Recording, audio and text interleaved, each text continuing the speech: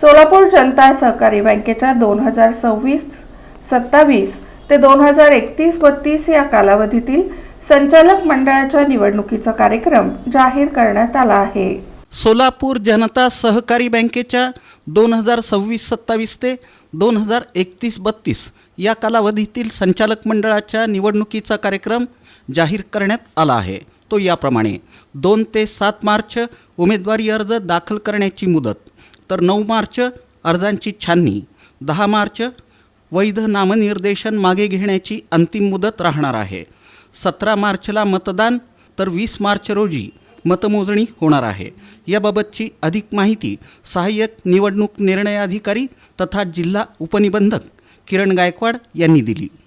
सोलापूर जनता सहकारी bank limited Solapur या multi-state बँकेची संचालक मंडळ निवडणूक सन 2026-27 ते 2031-32 या कालावधीची संचालक मंडळ निवडणूक होऊ घातलेली आहे।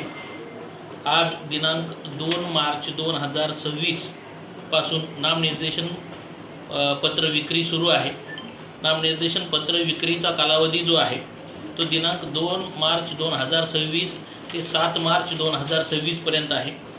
छाननीची तारीख सोमवार दिनांक 9 मार्च 2026 रोजी असेल। छाननीनंतर वैध नामनिर्देशन पत्राची प्रसिद्धी केली जाईल।